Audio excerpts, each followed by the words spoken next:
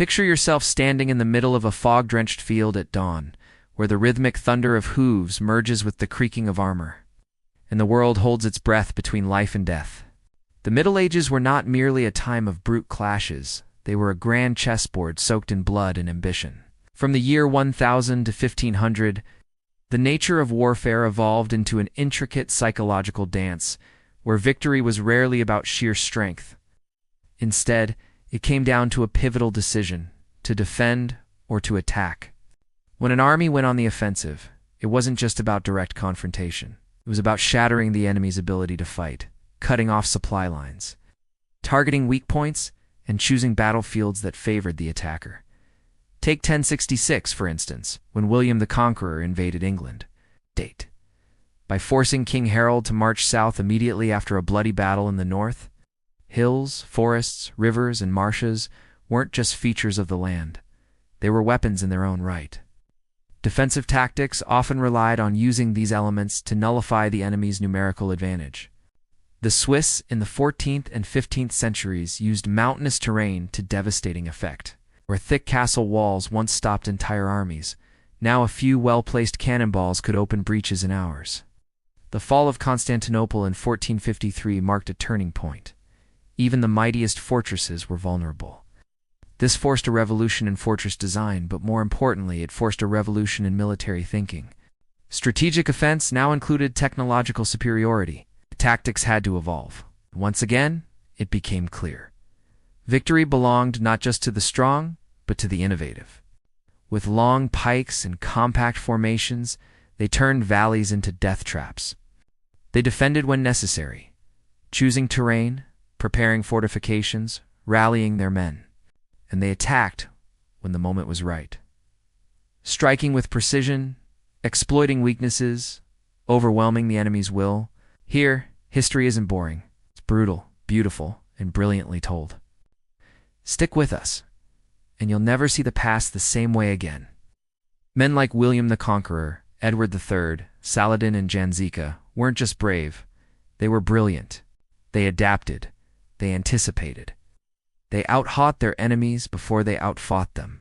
On the offensive side, smart commanders would manipulate the landscape too, building temporary bridges, draining swamps, or freezing rivers to make passage possible. There was no universal answer, only the right decision for the right moment. Those who saw clearly, who understood the nature of timing, terrain, and psychology, those were the ones who etched their names into the chronicles of history. The best generals treated nature not as an obstacle, but as a hidden army under their command. William exploited exhaustion and disorganization. The result? Victory at Hastings and the reshaping of British history. Medieval battles weren't only won by swords and arrows. They were won by whispers. Spies intercepted messages, and false intelligence could shift the entire balance. Knowing where and when your enemy would strike could mean reinforcing the right gate or springing an ambush with perfect timing. During the 100 Years' War, both English and French commanders depended on a network of informants to gain strategic edges. In some cases, battles were avoided entirely because a single piece of intel changed the course of action. Knowledge wasn't just power, it was survival. A well-executed offensive was fast, decisive, and often psychological. It didn't just beat armies, it broke spirits. Charismatic leaders like Richard the Lionheart didn't win just with tactics. They inspired their men to believe they were part of something greater. Symbols, banners, battle cries, even songs, all helped bind troops together. Defenders often fought with desperation, protecting homes, families, and sacred places. But strategic attackers knew how to play with morale too. A show of mercy to captives, a victory parade, or allowing plunder could transform locals into allies. War wasn't just physical, it was emotional and psychological. More than military movements, this was a duel of minds, mastering terrain, time, and morale. Here, we don't just tell history, we reconstruct it. Between the 11th and 13th centuries, with the rise of the Crusades and centralized monarchies, warfare became increasingly complex. A defender could hold out behind thick walls, but without food, water, or morale, they'd crumble. An attacker could win a skirmish, but if supply lines failed, momentum died. Edward III, during the Hundred Years' War, knew this well.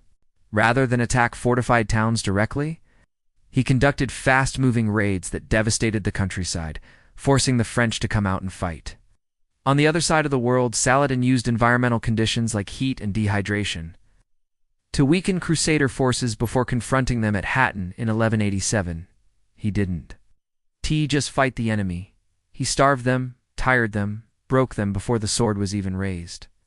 Defensive strongholds were no longer just about protection. They became tools of control. Fortresses sprang up near rivers, mountain passes, and trade routes, serving as choke points and deterrents. At the same time, the ideological force behind offensive campaigns grew stronger. Holy wars gave kings and lords divine justification for brutal sieges and invasions. Strategic offense became more than a military tool. It became propaganda. By desecrating religious sites or sacking symbolic cities, attackers aimed to crush not just armies, but entire cultures. We explore the strategies, the forgotten decisions, and the turning points that textbooks skim over. So, if you crave the raw truth behind legendary battles and empires, hit that subscribe button and join our growing legion of history lovers. There's a new frontier of storytelling waiting for you. It was in this delicate balance between tactical defense and strategic offense that empires rose and fell. And today we're going to uncover exactly how medieval commanders won battles using more than swords. They used intellect, patience, and vision. Before diving into the clashing of armies and the rattle of siege engines, we must clarify two often confused terms: tactics and strategy. Tactics refer to the maneuvers and decisions made during battle, how troops are arranged, how terrain is used, how formations are deployed. Strategy, on the other hand, is the grand design. Why the battle is fought, where it's fought, and what broader goals are at stake.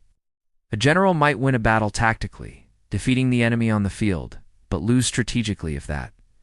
Victory leads to overextension or political backlash. Conversely, a retreating army might lose a fight, but preserve itself to win the war. In medieval warfare, this distinction wasn't academic. It was a matter of survival, legacy, and glory. Now, let's examine tactical defense, particularly through the lens of siege warfare, which dominated the medieval battlefield. Castles weren't just impressive symbols of nobility. They were fortified military hubs engineered for long-term resistance. High stone walls, moats, towers, reinforced gates, and hidden supply tunnels transformed a passive defense into an active strategy. The defenders had home ground advantage, time to prepare, and the ability to force the enemy into a prolonged, costly siege. Think of Jerusalem in 1099 or Constantinople in 1453, cities that became legends because of their defenses. In many cases, holding a position was it's just about protecting a city. It was about shaping the political future of an entire region. But let's not be mistaken. Strategic offense had its own dazzling power. And if you're re-enjoying this deep dive into the real mechanics of medieval warfare, the brains behind the blades, then now is the perfect time to subscribe to Vertex of Time. Now, let's return to the heart of the Middle Ages. Let's not forget logistics, the unglamorous yet utterly essential key to victory. Let's talk about the terrain, the silent general of every battle. And what about information warfare? Perhaps the most underrated yet crucial factor was morale. A well-fed, well-positioned army could still falter if its heart wasn't in the fight.